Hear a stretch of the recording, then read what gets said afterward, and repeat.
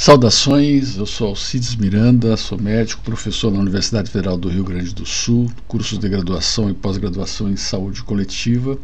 e venho trabalhando já há muitos anos com pesquisas, investigações acerca do que eu convenciono chamar de agenciamento empresarial do SUS, um longo processo aí de terceirizações, entre aspas, é o termo mais utilizado, o termo mais reconhecido. E já há algum tempo eu venho defendendo a proposta da necessidade de estabelecer um marco regulatório para os termos constitucionais que autorizam esse tipo de contratação. Então, esse segundo vídeo é sobre essa temática. Eu vou tentar então dispor rapidamente de algumas justificativas, argumentações e a proposição propriamente dita. Mas antes é importante chamar a atenção que esse fenômeno de agenciamento empresarial do Estado e, portanto, da gestão pública, ele é um fenômeno mundial, é um fenômeno internacional, vem acontecendo desde meados da década de 70, ele se incrementou bastante na década de 80 no hemisfério norte, conformou uma instância que a gente chama de quase mercado e no caso brasileiro, principalmente ele vem se apresentando por tendências muito claras, muito importantes, a partir de duas características, dois fenômenos. Um fenômeno é a diminuição de instituições da administração direta de direito público e da administração indireta também de direito público para instituições estatais de direito privado. As empresas de saúde, as empresas públicas de saúde, as sociedades de economia mista, as agências executivas, as fundações estatais, as chamadas fundações estatais de direito privado. Esse fenômeno é muito claro. E o segundo componente desse fenômeno, também importante, uma taxa de crescimento anual muito alta, é da contratação das chamadas organizações sociais e congêneres. Existe uma legislação federal para as organizações da sociedade civil, mas municípios e estados também têm legislações próprias, e eu acho que essa constatação é uma parte da problemática. De uma forma muito clara, a Constituição de 88 ela autoriza a prestação de serviços públicos por terceiros. Ela define isso no artigo 197 e 199 do capítulo da saúde. Todavia, ela faculta no artigo 197 a um genérico poder público a definição dos termos de regulamentação, de regulação, de fiscalização dessa contratação de terceiros. E fica é necessário depois se definir o que seria o poder público e quais seriam os termos para esse tipo de contratação. Todavia não houve uma regulamentação complementar, uma lei complementar. Você sabe que a lei complementar, na hierarquia da legislação brasileira, é uma lei própria para regulamentar o texto constitucional. A gente chama de lei orgânica. E não existe uma lei complementar, uma lei orgânica que defina os termos dessa contratação de serviços públicos de saúde por terceiros. O artigo 199, inclusive, ele estabelece que essa contratação vai conformar o que se chama de forma complementar do SUS. A gente chama de sistema complementar do SUS ou subsistema complementar do SUS. Mas fica muito claro no artigo 199, explícito, que essa contratação deve se dar segundo diretrizes do SUS e mediante contrato de direito público ou convênio. E não havendo uma regulamentação complementar ao texto constitucional, quem acaba definindo os termos dessa contratação são as legislações municipais, que são diversas, depois eu vou falar rapidamente sobre isso, legislações estaduais e a legislação federal, a atual, que é das organizações da sociedade civil, que é uma legislação ordinária, não é uma legislação complementar. E se a gente revisa o teor desse material, a gente vai ver o que consta nesses contratos. Isso é algo que eu diria inconstitucional, mas que dificilmente a gente consegue definir essa inconstitucionalidade porque não existe, né, essa regulamentação complementar. E depois da lei de responsabilidade fiscal, lá na época do Fernando Henrique Cardoso, né, com a limitação de despesas com pagamento de pessoal, houve um incremento significativo, né, e, como eu falei antes, e essa é parte das pesquisas que eu faço, eu já revisei inúmeros contratos, né, de organizações sociais, contratos de municípios, contratos estaduais, contratos a partir da legislação federal. E o que eu denoto claramente é que esses contratos, além de não estabelecerem claramente os termos constitucionais de que se deva seguir as diretrizes do SUS, né, que se deva estabelecer as garantias do direito público. É importante chamar a atenção, depois eu vou falar agora, eu vou repetir depois, direito público não é somente direito administrativo,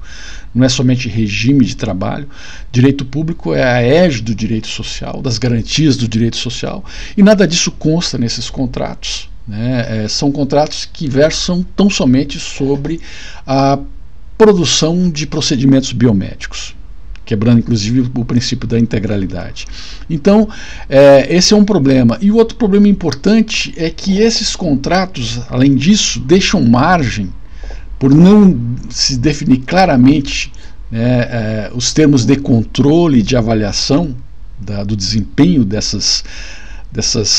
contratados, desse terceiro setor contratado, de uma forma subliminar, são transferidas prerrogativas de gestão pública para esses terceiros e prerrogativas de autoridade sanitária, responsabilidades de autoridade sanitária são transferidas para os terceiros, e seria o que é inconstitucional, porque o texto constitucional ele deixa muito claro, né, o que está autorizado é a contratação de prestação de serviços e não a transferência de prerrogativas de gestão pública ou de responsabilidade de autoridade sanitária. E deixa muito claro, como eu realcei, destaquei no vídeo anterior, né, do artigo 199, que essa contratação deve se dar, né, a partir das diretrizes do Sistema Único de Saúde. Isso não consta nos contratos, né, se contrata de uma forma,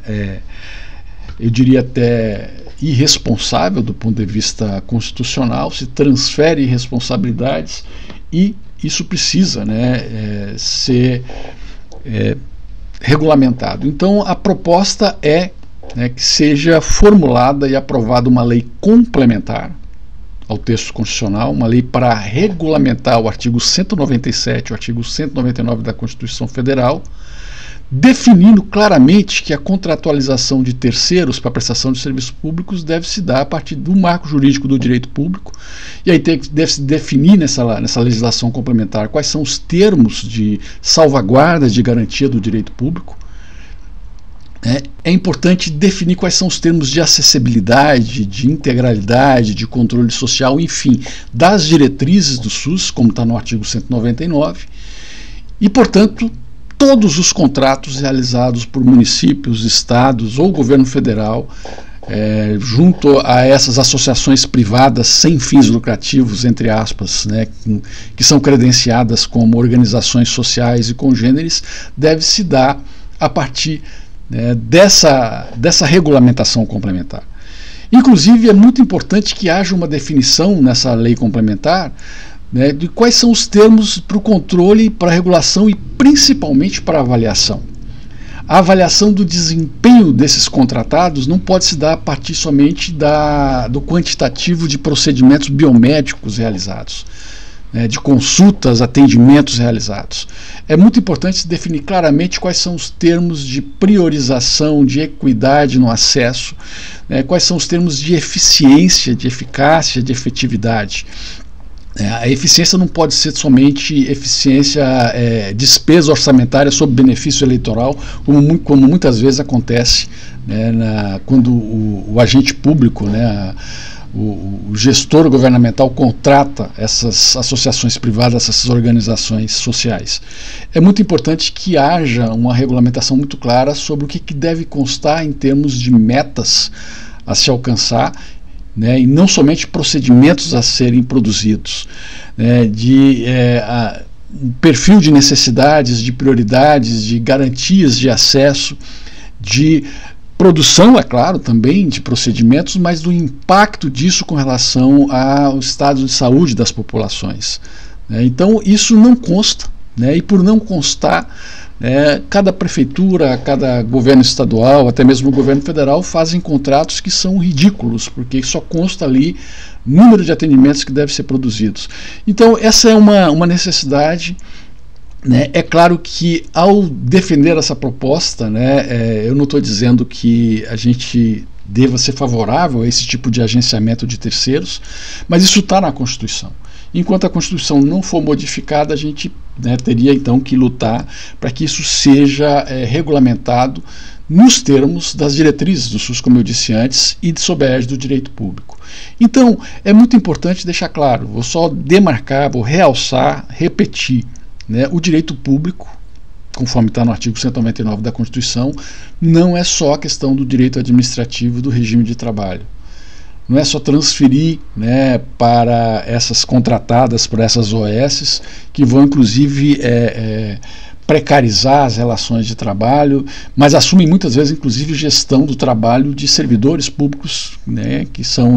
ficam sob a gestão desses subsistemas privados do terceiro setor. Então é muito importante deixar claro que para salvaguardar o direito desses trabalhadores também tem que constar nesse marco regulatório as características e as condições dos regimes de trabalho, inclusive do direito privado, por essas contratadas. E eu já disse isso, os termos para definição de metas e avaliações contratuais para desempenho a partir dessas noções ampliadas de necessidades e de impactos sociais e epidemiológicos, além da ideia da eficácia, da eficiência e da efetividade, que não são meramente orçamentárias, mas nós estamos falando aqui de eficiência social, custo social, benefício social, o impacto dos serviços produzidos e não somente aquela logística restrita da lógica empresarial. Então isso só vai ser possível a partir daí, e eu acho que uma vantagem, embora a gente, ao regulamentar o artigo 197, 199 da Constituição Federal, essa contratação de terceiros, a gente não vai sustar o ímpeto, essa tendência de terceirização, porque isso não depende somente de uma regulamentação do texto constitucional, isso é um processo, uma tendência muito clara do neoliberalismo, é uma questão bem mais complexa e politicamente é importante a gente discutir como é que se lida com essa tendência, e nós vamos precisar de estratégias muito mais potentes, do que simplesmente uma regulamentação complementar do texto constitucional, mas eu diria que essa iniciativa vai dificultar o empresariamento da gestão pública e vai fortalecer a atuação das instâncias de controle social. Mesmo que seja possível se continuar contratando terceiros, vai se tornar muito mais difícil essa festa, essa transferência de responsabilidades dos gestores governamentais para essas organizações sociais, essas condições absurdas e precarizadas de trabalho e da relação com os trabalhadores que estão sendo contratados por essas agenciadas. Então, eu diria que é uma iniciativa com caráter mais paliativo nessa regulamentação, mas é muito necessária a partir de uma perspectiva de retomada da construção do SUS, da reforma sanitária. E é claro, é importante estabelecer os limites da regulação pública com relação à administração indireta estatal, que está operando na égide do direito privado. Então as empresas públicas, EBSER, os hospitais universitários que estão vinculados à EBSER, as fundações estatais, a quantidade enorme de empresas públicas que estão sendo criadas de uma forma, eu diria até à margem da legislação, do texto constitucional, que claramente estabelece que tem que ser pela lógica do direito público, mas essa regulamentação complementar também pode estabelecer um maior controle sobre esse desarranjo né, essa tendência que gera um desarranjo de empresariamento das instituições do SUS no próprio Estado, né, na própria perspectiva da administração indireta estatal. Então essa é a proposta. Evidentemente, né, também é importante coibir aquela modalidade que tem crescido bastante, né, de instituições paraestatais assistenciais, como as comunidades terapêuticas e congêneres, que operam na lógica do que o Gramsci chama, né, de mercado da pequena política, né. Então isso foi criado, foi reforçado, inclusive em governos do PT, né, e a gente precisa estabelecer um limite, um controle para esse tipo de instituições, né, colaterais ou paraestatais, e a forma como elas operam, né, nesse mercado da pequena política. Evidentemente, né, uma regulamentação como essa teria resistências, contraposições, principalmente da parte de quem está obtendo vantagens com esse agenciamento empresarial da gestão pública, mas é importante, né, se tomar essa atitude, essa iniciativa, e claramente estabelecer, né, esse tensionamento político. Quais seriam os termos, né, de uma lei complementar dessa natureza? É claro que, ao fazer essa proposição, eu também tenho, né, propostas de detalhamento acerca de como se define essas garantias do direito público, das diretrizes do SUS, como se estabelece os termos para avaliação, né, de metas e desempenhos que devam constar nesses contratos de contratação, mas num vídeo como esse eu não poderia fazer esses detalhamentos, então deixo essa provocação também. E é claro, em havendo a oportunidade para o debate político, eu posso, né, apresentar propostas, né, detalhadas, ou detalhamento dessa proposta. Essa então é a segunda proposição. É claro que a temática da gestão tem outras questões muito importantes, muito significativas. Eu tenho opinião formada sobre várias propostas, várias reformulações, inovações, mas eu resolvi enfatizar as duas propostas que foram apresentadas nesse vídeo, né, da nova institucionalidade de base regional, de gestão regional, e essa da regulamentação complementar da contratação de terceiros, né, porque eu acho que é importante, né, interpor essas questões no debate de outras questões tão mais importantes, como do financiamento, da reorganização do modelo assistencial e outras tantas que estão colocadas na pauta e na ordem do dia. São essas as duas provocações e eu fico disponível para o debate. Obrigado.